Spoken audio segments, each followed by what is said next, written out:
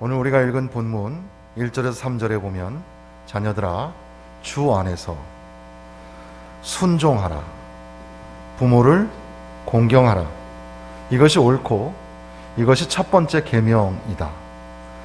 그렇게 함으로 인하여 네가 잘 되고 땅에서 장수하리라, 그렇게 말씀하십니다.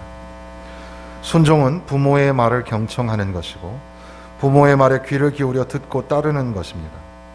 그런데 주 안에서 순종하라고 말씀하십니다. 주 안에서 순종하라라는 말, 이 안에 여러 가지를 우리가 생각할 수 있겠죠. 그 하나의 예로서 고신대 선교대학원의 한병수 교수는 순종의 근거를 하나님의 말씀에 두고 하나님의 말씀을 벗어나지 말라는 것입니다. 부모의 말과 하나님의 말씀이 상충될 경우에는 부모에게 순종하지 마십시오. 부모가 도둑질과 거짓말과 살인과 폭력과 간음을 요구할 경우 성경에서는 분명히 그것들을 금지하고 있기 때문에 순종하지 마십시오. 합당한 불순종은 부모를 거역하는 것이 아니라 오히려 부모를 지혜롭게 공경하는 것입니다. 순종하는 것이 매우 중요한데 주 안에서 순종하라. 주 안에서 순종하는 것이 무엇일까를 우리가 조금 더 깊이 생각해 보아야 할 것입니다. 아무튼 순종하는 것은 이 땅에서 잘 되고 장수하는 것이고 하나님을 기쁘시게 하는 일입니다. 골로새서 3장 20절에 보면 자녀들아 모든 일에 부모에게 순종하라. 이는 주 안에서 기쁘게 하는 것이니라. 순종을 가르치는 것은 매우 중요합니다. 부모에게 순종하는 것을 통해서 하나님께 순종하는 법을 배우게 됩니다. 순종은 제사보다 낫습니다. 아브라함의 순종은 이스라엘을 낳았고 이삭의 순종은 거부가 되게 합니다. 모세의 순종이 이스라엘의 구원을 이루었고 여호수아의 순종이 전쟁에서 승리하게 하였습니다. 다윗의 순종은 그로 위대한 왕이 되게 하였고 이사야와 예레미야의 순종은 하나님의 뜻을 선포하기에 이르렀습니다. 예수 그리스도의 순종하심으로 인하여서 인류가 멸망에서 구원을 얻게 되었습니다. 순종은 참 중요한 겁니다. 부모에게 순종하라. 네가 잘되고 장수하리라. 이것의 원문격인 신명기 5장 16절에 보면 너는 내 하나님 여호와께서 명령한 대로 내 부모를 공경하라. 그리하면 내 하나님 여호와가 내게 준 땅에서 내 생명이 길고 복을 누리리라. 그러니까 생명이 길고 복을 누리게 되는 것은 부모 공경을 통하여 이루어진다는 말씀인데 신명기 30장 20절에 보면 내 하나님 여호와를 사랑하고 그의 말씀을 청종하고 또 그를 의지하라. 그는 내 생명이요 내 장수이시니. 그러니까 생명과 장수의 축복은 하나님을 사랑하고 하나님 말씀을 청종하고 하나님을 의지할 때 일어나는 복이라는 사실입니다. 그런 관점으로 생각해 보면 하나님을 사랑하고 청종하고 의지하는 것과 부모를 공경하는 것이 매우 밀접한 관계 속에 있다는 사실입니다.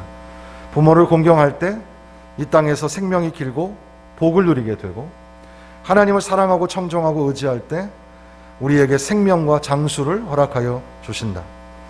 잠언 10장 27절에 보면 여호와를 경외하면 장수하느니라. 여호와를 경외하는 자가 장수의 복을 받는다고 말씀을 하십니다. 물리적으로 육체적으로도 장수의 시대를 맞이하고 있습니다. 그래서 2030년, 2050년이 되면 평균 수명이 100세에서 120세를 넘어간다는 그런 보도가 있을 지경입니다. 여러분 모두 오래오래 또 장수한다고 다가 아니라 아프지 말고 건강하게 오래오래 사시기를 주님의 이름으로 축원합니다. 여기서 말하는 장수를 우리가 신앙적으로 생각해 보면 이것은 그저 물리적으로 육체적으로 장수하는 것뿐 아니라 우리가 아무리 오래 살아도 100년, 200년을 못 살죠. 그런데 하나님 안에서 예수 그리스도 안에서 우리는 영원한 생명을 소유합니다. 하나님이 주시는 영원한 생명을 소유하는 주님의 자녀가 되시기를 주님의 이름으로 축원합니다. 네가 잘 되고 아마도 물질적 번영과 부요함의 축복을 의미할 텐데 우리의 자녀들이 잘 되는 축복을 받아야 되겠습니다. 평탄함의 축복, 형통함의 축복, 순종을 통하여서 축복을 누리는 자녀들이 되어야 할 것입니다.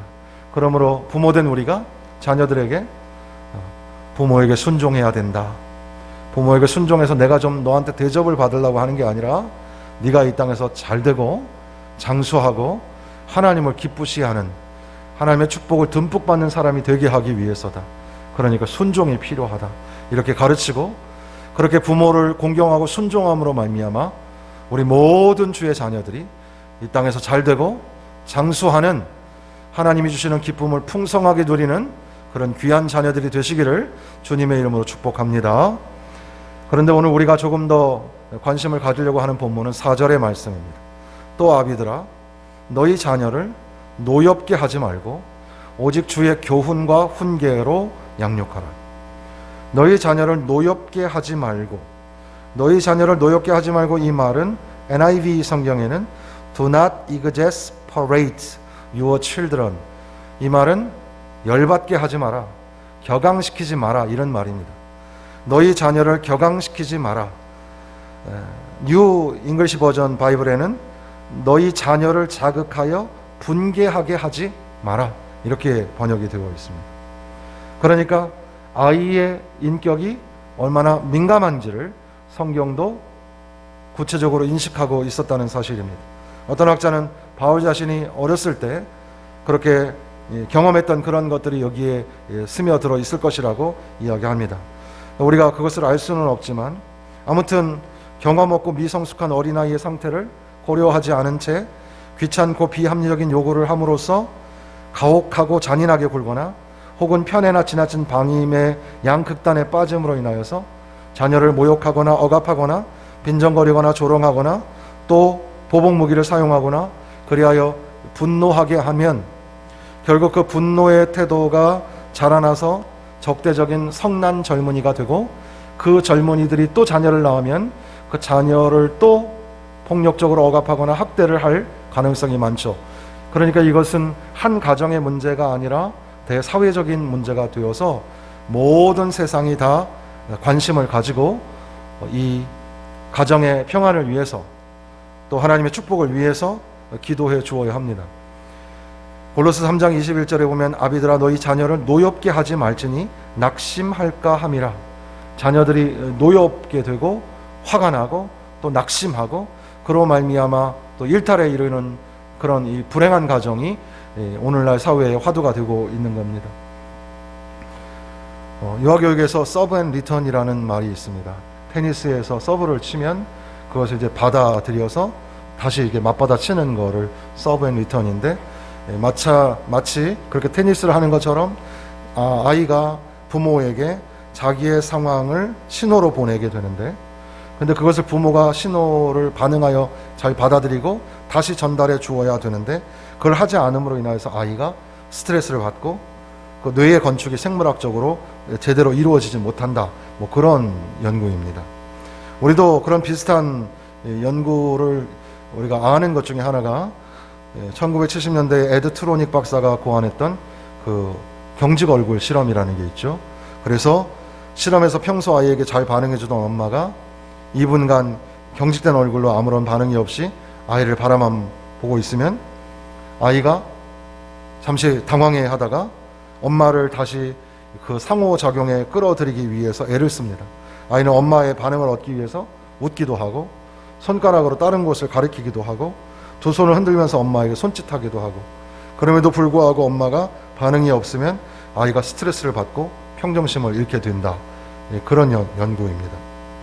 그러니까 자녀를 향한 부모의 지시적 비지시적 그런 어떤 행동을 통하여서 아이가 스트레스를 받거나 또 분노를 일으킬 수도 있다는 그런 문제들을 생각해 보아야 합니다. 최근에 너무나 엄청난 끔찍한 아동학대 사건들이 많이 일어나고 있어서 또 정인이 사건 때문에 아동학대 방지법이라는 것이 국회를 거의 만장일치로 통과하고 그런 상황 속에 있습니다. 우리가 말씀을 읽는 시간이지만 사회적인 매우 중요한 문제로서 우리도 아동학대가 뭔지 인지를 할 필요가 있겠습니다. 곰곰이 좀 생각을 해봐야 되는데, 아동학대는 크게 4가지가 있습니다. 하나는 신체적인 학대, 두 번째는 정서적인 학대, 세 번째는 성적 학대, 그리고 네 번째는 방임적 학대가 있습니다. 신체적인 학대라는 것은 보호자를 포함한 성인이 아동에게 우발적인 사고가 아닌 상황에서 신체적인 손상을 허용하는 모든 행위가 신체적인 학대입니다. 정서학대, 이것이 거의 대다수일 텐데 언어적으로 모욕을 주거나 욕을 심하게 하거나 위협해서 정서를 해치는 행위, 자녀에게 욕을 하거나 그런 행위 말입니다. 잠을 재우지 않거나 벌거벗겨 쫓겨내거나, 여러분들 벌거벗겨서 쫓겨난 적이 있으십니까? 예전에는 그런 경험들이 곧잘 있었습니다. 근데 지금은 법적으로 이것이 아동학대에 해당이 됩니다. 시설 등에 버려버리겠다고 위협하거나 형제나 친구들과 비교, 처벌, 편애하는 행위, 그리고 그 밖에 아동에게 가정폭력을 보여주는 행위, 그것이 다 아동학대에 해당이 됩니다. 성적 학대는 자신의 성적 충족을 목적으로 행하는 모든 성적 행위, 직접적 성추행, 성폭력, 아동에게 성적인 노출, 성매매를 시키거나 매도하는 행위가 성적인 학대입니다. 그리고 네 번째가 방임인데, 방임이라는 것은 아동에게 필요한 행위를 해주지 않는 것을 말하는 건데, 거기에도 물리적 방임, 교육적 방임, 의료적 방임이라고 구분을 할 수 있습니다. 물리적 방임은 보호자가 아동에게 필요한 의식주를 제공해 주지 않거나 불결하거나 위험한 환경에서 지내도록 하는 것. 교육적 방임은 특별한 사유 없이 초등, 중등학교 의무교육을 받지 못하도록 하는 것.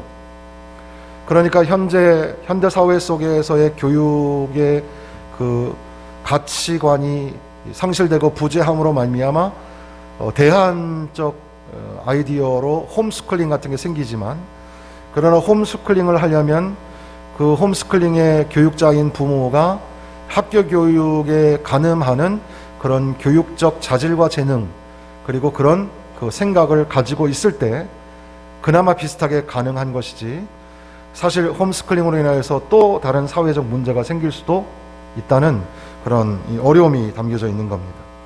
의료적 방임은 아동에게 필요한 의료적 처치를 해주지 않아서 몇 해 전인가 여러분들 뉴스에서 보신 것처럼 아이가 이 암이어서 복수가 막 차오르는데 불구하고 부모가 신앙적인 행위를 한다고 하면서 수술을 해주지 않아서 그 아이가 결국엔 죽게 되고, 그로 인하여서 이 의료적 방임을 중심으로 하는 아동학대 방지법도 생겨나게 된 겁니다. 물론 거기서 더 나가서 아동을 버리는 행위, 그러니까 방임에서 더 나가서 유기라고 하는데 그 행위도 아동학대에 해당이 됩니다.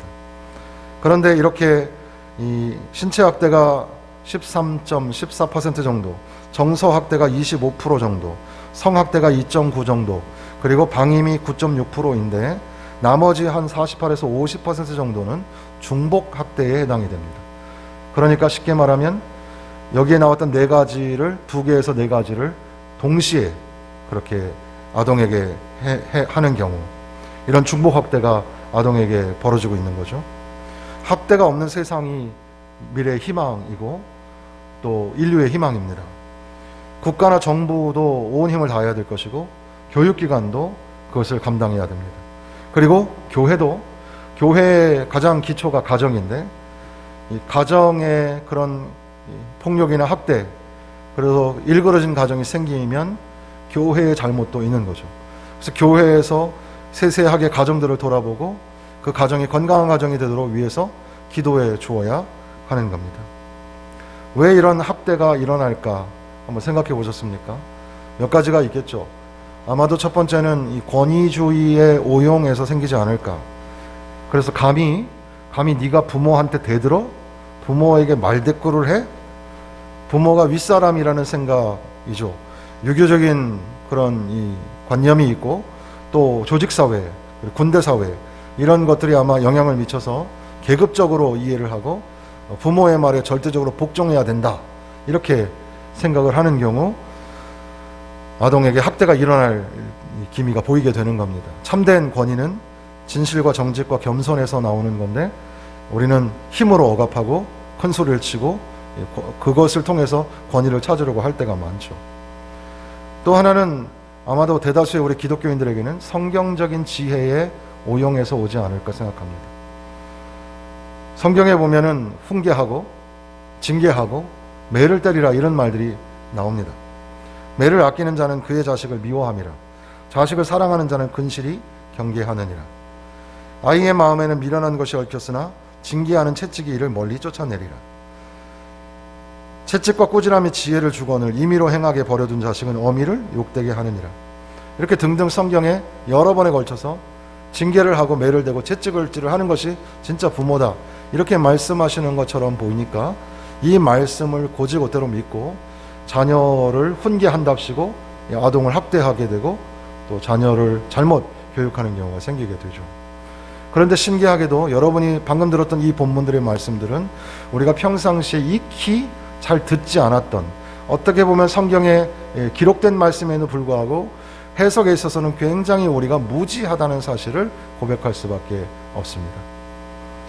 이 성경 말씀들 해석할 때 적어도 세 가지 정도를 먼저 생각을 해야 되는데, 첫 번째는 이 체벌이라는 쉐베트나 훈계라는 이 무사르라는 히브리어의 단어들이 여기에 지금 사용이 되어 있는데, 이것은 그 앞뒤 문맥을 가만히 보면 가산을 완전히 탕진해 먹고 집안을 완전히 무너뜨리는 그런 자녀를 향하여 하시는 훈계였습니다. 또 음녀의 유혹에 빠져서 정신을 못 차리고 있는 자녀를 향하여 하시는 극단적인 훈계였다는 사실이죠. 그리고 또한 두 번째는 이 최종적인 이 훈계의 교육의 목적이 뭐냐면 하나님을 경외하게 하고 그 영혼을 구원하는 데 있었습니다. 그러니까 하나님을 버리고 하나님을 향한 불신앙으로 살아가고 우상을 섬기고 배도하고 그렇게 살아가는 자를 향하신 그런 훈계였다는 사실이죠. 그리고 또 하나 사회문화적으로 생각해 보면 당시에는 전문 교육기관, 학교와 같은 그런 기관이 없었습니다. 가정이 곧 학교였고 가정에서 학교의 교육을 감당해야 하는 그런 아주 오래전, 수천 년 전에 있었던 그런 그 배경 속에서의 우리가 이해가 필요하겠습니다. 어쨌든 오늘날에도 징계와 채찍을 해야 된다라는 의견과 또 반대로 자유방임적으로 놓아주어야 한다는 그런 의견이 팽팽하게 서로 견주어 경쟁을 하게 되는데, 그러나 하나님의 말씀의 원칙은 주의 자녀들을 가르쳐라, 훈계하고 책망하고 또 징계를 해야 한다고 가르칩니다. 그런데 그것이 우리의 분노를 갖다가 전달하는 학대가 되어서 아동이 학대를 받아서 분노감을 느끼고 노여움을 느끼고 낙심하게 되고 그렇게 되는 그 미세한 차이점들을 우리가 구분할 필요가 있다라는 겁니다. 로이드 존스 목사님은 부모들이 동물과 꽃을 기르는 데 신경 쓰는 것만큼 자녀를 기르는 데 신경을 쓴다면 상황은 매우 달라질 것이다 라고 말씀을 합니다. 그러면서 주의 교훈과 훈계로 할 때 이 교훈, 훈계, 이것이 이 누테시아라는 말과 파이데이아는 여러분이 파이디온이라는 말이 거기서 나오게 되는데, 이것은 아이들을 바로 교정하기 위해서 훈계를 하는 것, 훈육을 하는 것을 파이데이아라고 말씀을 합니다. 때로는 히브리서에서는 징계라는 단어로도 사용이 되기도 하는 그런 단어입니다. 로이드 존스 목사님은 계속해서 아이를 훈계할 때에는 먼저 자신을 통제해야 한다. 자신에게 훈계가 필요한 것이 분명한데 무슨 권리로 아이에게 징계가 필요하다고 말할 수 있단 말인가? 다른 사람을 통제하려면 절제, 곧 감정 조절은 필수적인 선행 조건이다. 그래서 아이를 어떻게 양육할 것인가, 우리 아이 어떻게 성장시킬까, 그런 유의 책들이 굉장히 많잖아요. 그 책들의 거의 80-90%는 결국 아이의 문제 이면에는 부모의 문제가 있다라는 겁니다. 그래서 부모가 건강하면 건강한 자녀들이 자라나게 되고, 또 아이를 건강하게 잘 양육함으로 말미암아 부모도 성장하게 된다는 겁니다. 우리가 언제 부모가 돼본 경험이 있나요? 다 처음 경험하는 겁니다. 그래서 잘 몰라요. 처음 해보는 겁니다. 그런 차원에서 우리 아이에게도 최근에 준영아, 아빠가 잘 못해줘서 미안해. 근데 아빠도 지금 너만큼 방황하고 있단다. 아빠도 고3 아빠가 처음이야. 그래서 어떻게 해야 될지 잘 몰라. 뭐 이런 얘기를 했었는데, 우리는 다 부모로서의 경험이 많은 게 아니라 그저 맞닥뜨려서 여기까지 왔고, 얼마 살지 않았는데 금방 벌써 60이 되었고, 또 눈 깜짝할 사이에 80이 되었습니다. 그렇게 우리는 그렇게 세월을 살아가는 중에 성장하고 변화하고 있는 거죠. 뭐 악기를 연주하는 사람이나 또 인생의 여러 가지 것들을 준비하는 사람들, 또 최근에는 윤여정이 큰 상을 받아서 배우가, 훌륭한 배우가 되는 게 뭘까라는 이야기를 할 때에도 결국에는 프랙티스, 연습하는 것이 필요하고, 또 그렇게 숙달되어 계속해서 반복하는 경험이 필요하다. 인생은 어떻게 보면 훈련이고 연습이고, 제자도도 역시 훈련이라는 것을 생각해 보게 되는 거죠. 그래서 오늘날 우리 자녀들, 하물며 우리 자녀들이 이 훈련을 통해서, 연습을 통해서 자라나야 된다는 데는 이의가 없는 겁니다. 진리와 선함이라는 기독교적인 가치를 가르치고, 동시에 그럼에도 불구하고 우리가 학대가 되지 않도록 압력을 가하거나 또 강압적으로 하지 않는 그런 교훈과 훈계가 우리 가운데 필요합니다. 하나님 지혜를 주셔서 주께서 주시는 그런 교훈과 훈계를 가지고 아이들을 잘 양육하여서 사회적으로도 필요한 사람들이 되고, 또 특별히 하나님을 기쁘시게 하는 자녀들이 될 수 있도록 우리가 축복하면서 자녀들을 잘 양육해 가야 할 것입니다. 그런데 여기 보면 주의 교훈과 훈계로 라고 되어 있습니다. 주의 교훈과 훈계로. 그래서 이것을 기독교적 양육에 속한 것이라는 의미로만 해석할 것이 아니라, 거기에다가 그 이상의 의미를 더하여서 자녀를 가르치고 훈계하는 부모 배우에는 주님이 계시다는 것, 주님이 최고의 선생님이고 훈계의 시행자가 된다는 사실을 말씀하고 있는 겁니다. 그래서 주의 교훈과 훈계로 양육하라.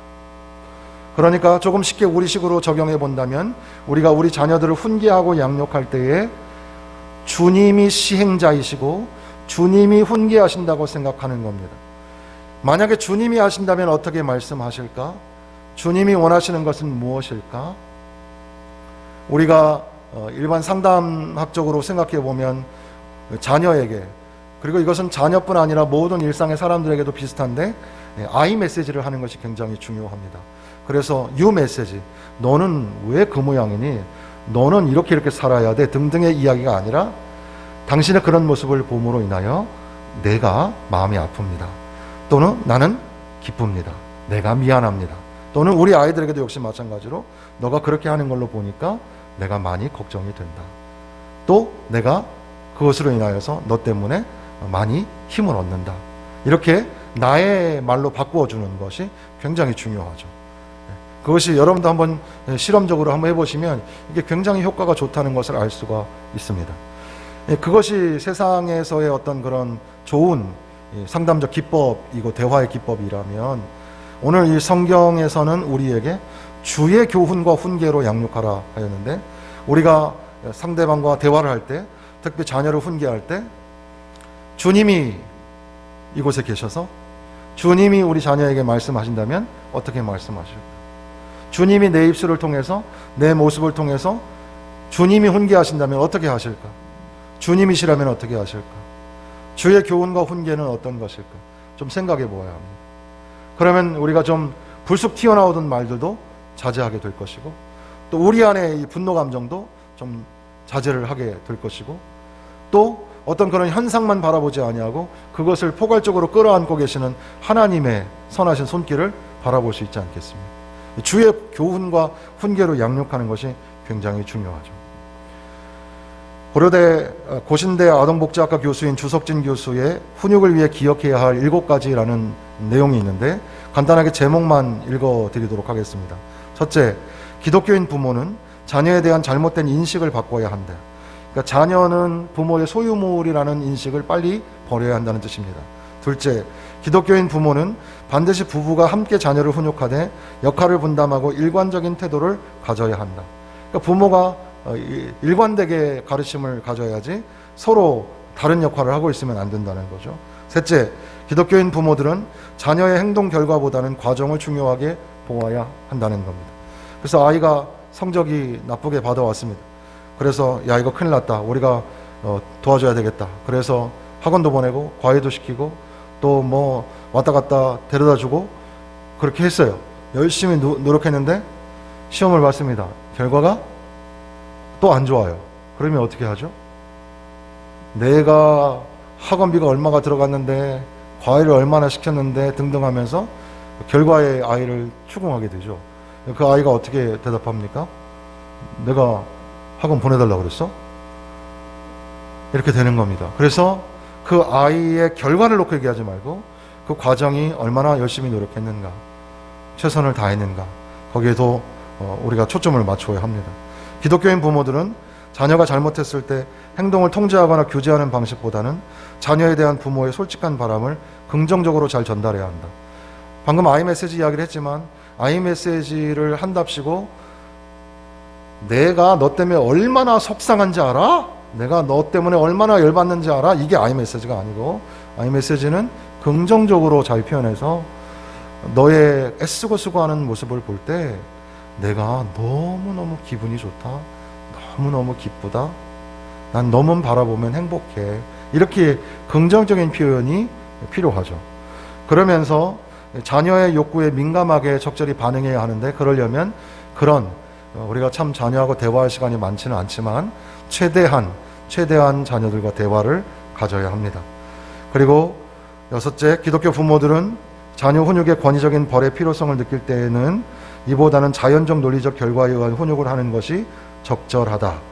그러니까 너 잘못했으니까 벌 받아야 돼 이렇게 가지고 먼저 시작하는 게 아니라 자녀들이 자기 스스로 잘못한 것들을 깨닫고 아 내가 엄마 아빠한테 혼나야 되겠구나 이런 것들을 자연스럽게 인지하는 것이 훨씬 더 좋다는 얘기입니다.